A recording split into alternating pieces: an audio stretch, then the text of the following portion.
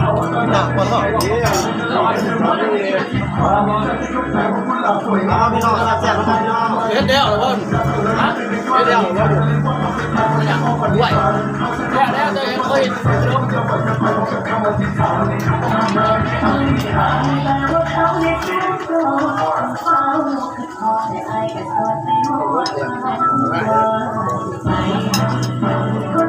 พี่น้อง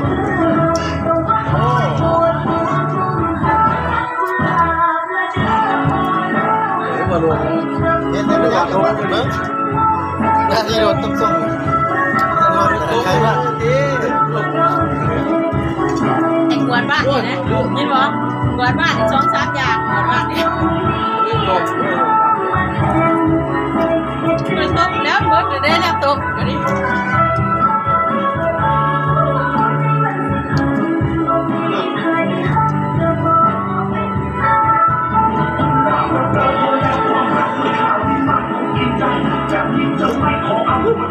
เราเห็นต้องตายกินนอนไข่เห็นไม่ต้องตายเราบอกกับชองเอารถเขาเราวนเด้อละเอียดให้เขาเลยเนาะเอียดเด้อชั่วเรื่องเดียว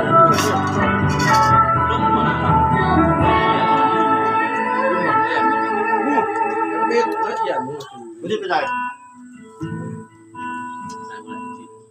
อ้าวมาถึงเราเต่าเดี๋ยวจำชื่อเต่ากูนมันถิ่นกูน่ะนิดหน่อยแบบเขาเยอะได้มันสูงไม่อะไรเขาหน่อยไม่เอาเลยอ่ะ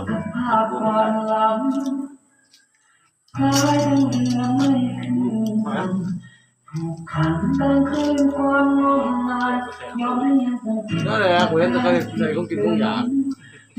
ก็คนนอกก็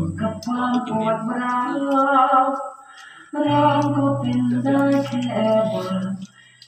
มันหิวมันไม่หิวป่ะปีใช่ไหมบ้านเดือดเสียไม่ต้อง10 เมตรเดียว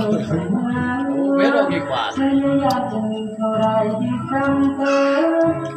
เข้าใจ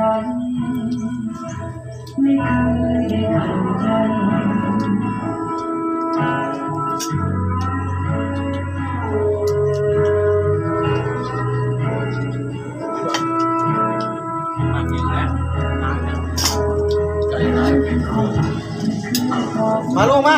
ลุงเงาลุงเงาเอาไอ้เนี่ยแล้วผมจับเนี่ยได้กินทั้งตัวนี้กว่านี่ฮะตัวนี้ตัวสมอนกันนะตัวอยู่นั่งกินกันนะเอาอีกบ้างค่ะมาอีกบ้างเอ็ดอีกบ้างบ้านนะงามเราเป็นสิ่งที่tốtไม่ได้เราเดี๋ยว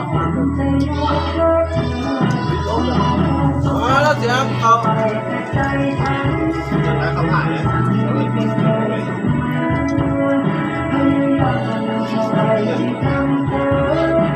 มาดิ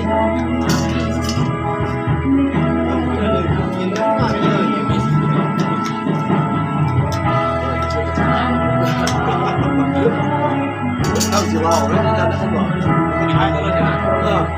กินจะจะมาดูสิขาเนี่ย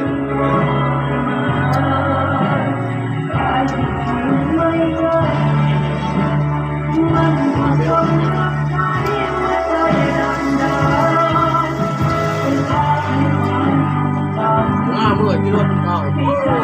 ว่าอยู่ห้องตั้งแต่เด็กเงินมันมาตั้งตั้งที่ร้านน้ำที่นอนต้องช่องมันตั้งเลย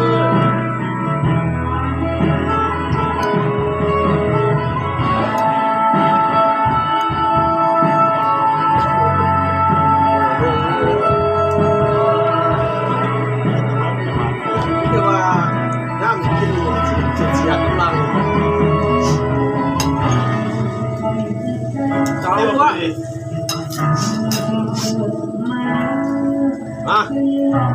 โอ้แต่โอเคปากเลยครับไอ้นี่ก่อน